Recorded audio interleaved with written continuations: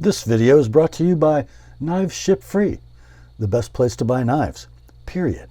Hi gang, Rob here. It is the afternoon of 3 February 2024. Coming to you this afternoon with a USA-made knife review in conjunction with Knives Ship Free, the best place to buy knives. This is a paid promotion video because the knife was furnished, not all, but in part, by Knives Ship Free. This one is actually on the way to a customer and a friend who works with Heidi in the police department, Fort Wayne, Indiana, USA. And he desired one of these, and I thought, you know, maybe if I can get a good deal on one from Jay and the boys, and I have somebody who wants one, we could kill two birds with one stone. So kill two birds with one stone we shall. So let's see, what is it? Well, it comes in this here red and black box. On one end, we have a Made in USA label. And on the other end, barcode, and the model inside is the 7851 Launch 19, the 19th in series of automatic side-folding launch knives. Inside the box, you're going to get one poly bag, one piece of light cardstock. This is the manual now. The times we live in.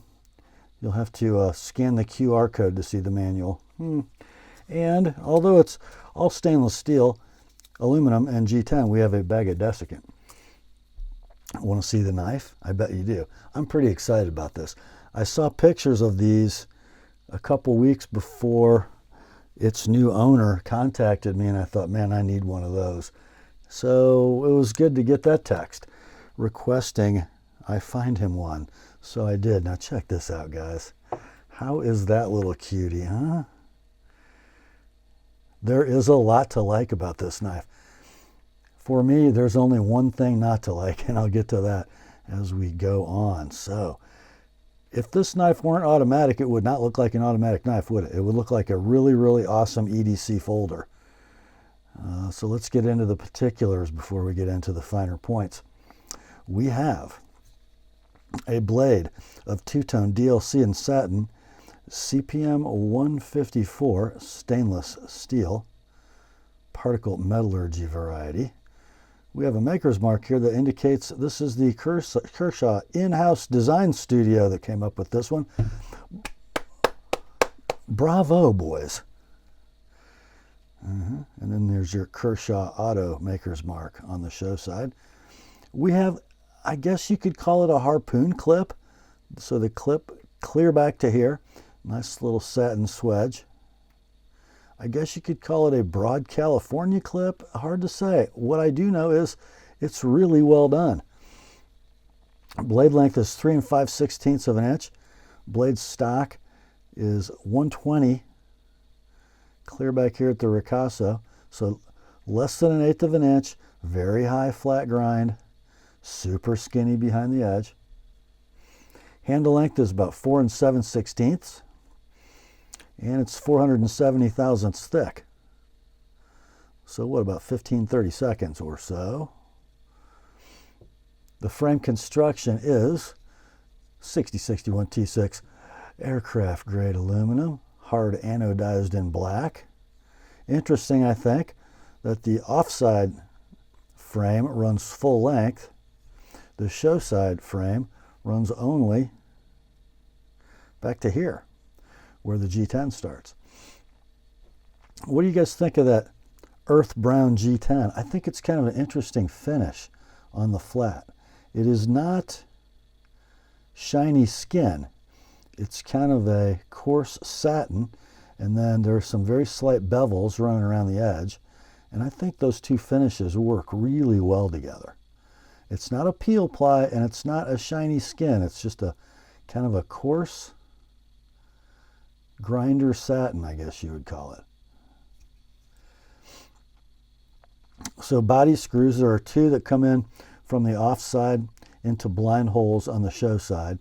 And then we have one standoff at the back. And then the pocket clip is affixed tip up ambidextrous and thread it into the aluminum if you're a right-hander, and then if you're a left-hander, there are nuts, I would imagine epoxied in, probably with a knurl pattern pressed in into the G10. So have you found my one little niggle with the knife yet? I bet you have. I think it's kind of a shame they didn't go G10 on both sides, because as a left-hander, I would like to be able to carry it with clip on this side and then see on my side. I would like to see that view. I don't know. I don't think it would have had any negative effect on the structural integrity of the knife, but I don't know. So how is it in hand? Let me grasp this like a right-hander so I can get you an accurate representation with the clip. Wipe that satin blade. Okay, so if I'm in the rearward position, I get all four fingers on. The pinky hangs out sort of behind the horn. Not a bad place for it to be. I'm a little bit behind the jimping in that rearward choil. It's sort of a reach to get there with my thumb. In a pinch grip, I think I want to be up here. Let's see, how's the saber grip if I use the forward choil? That is super nice for fine work. How's the hammer grip? Really, really nice. Draw cut grip, really nice. Vertical draw cut, nice. Reverse grip, super nice. So let's see, could you employ this knife in a defensive or offensive capacity? Yeah, I think you could. How is it for an EDC utility folder? Completely awesome. I think it is just great that we, it's kind of a strange dichotomy, isn't it? In the direction our society is headed in so many ways, we are losing freedoms left and right, but I think we have well over 30 states now that make a button lock automatic legal to carry. God bless America, as far as knife rights go. How about that? The satin finish on the blade is Kershaw's grinder satin, which you can tell that a machine did it, but it's still very attractive. It has a really good shimmer. It catches light well. And CPM 154 takes it so beautifully. Let's see how we doing mechanically. Blade play, absolutely zero. Action, yeah.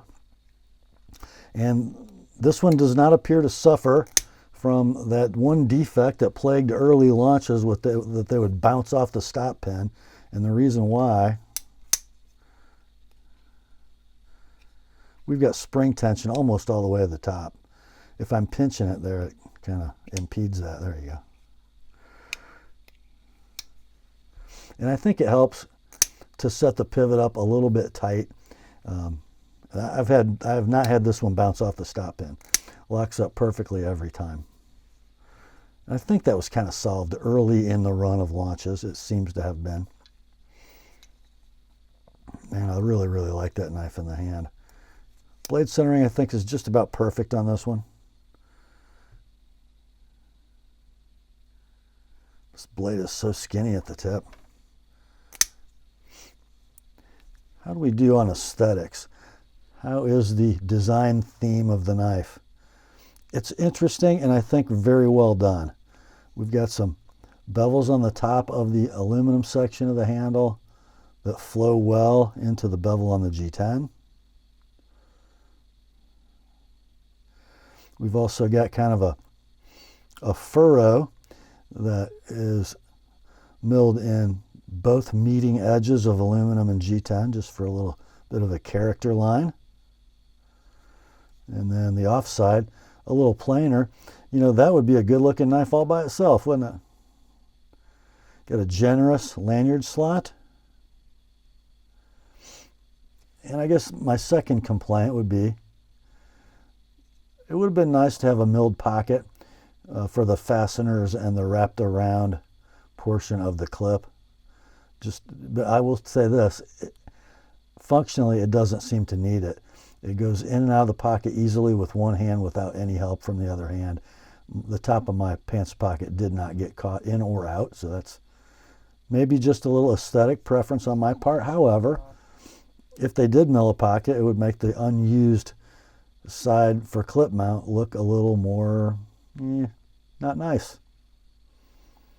It's a little cleaner execution without a milled countersink for the end of the clip. So I guess we can't really knock it too hard for that, can we? I just love the knife in hand, though, and it feels great in either front finger position. And if you're using the forward choil, that's a great place for your middle finger to hang out too. So I think the design is solid and squared away. The execution is solid and squared away. How did we do on sharpening, you may ask? I have not touched this one, so let's take a look at that factory edge. It's kind of glinty. So it is well sharpened, and it appears to have been, like finished on a power strap, so like a leather belt with compound. That would indicate, by looking at it, that it cuts well. Let's see if it does. This is some Smoky Mountain Knife Works catalog paper, super limp. Can't really argue with that. See if it'll push cut. Oh, how about that, guys? I didn't even cheat. There's none of my work in that. I think the 19 might be a winner. Might be the best launch ever. I think it might be the best launch ever. If you would like to purchase one of these of your very own, since Knife Ship Free is the sponsor of this video and a supporter of the channel, there is going to be an affiliate link in the description underneath this video that will take you to the Kershaw launch page at knivesshipfree.com. I hope this goes better than the last affiliate link I left for the Spyderco Chaparral Sun and Moon, because those sold out like almost right after I made the video public. So I will also put an affiliate link to the main page of Knives Ship Free. So if you'd like to buy something there, and these are gone, or if you just like to buy something else, you can use that other link, which will also make the channel a little money, and it'll let Jay and the boys know that you found your way over there by coming here first. I think that's all for this one. I'm going to get it wiped off, put back in its box, and ready for delivery. So I hope you guys have a great weekend, if you're watching this about when I make it.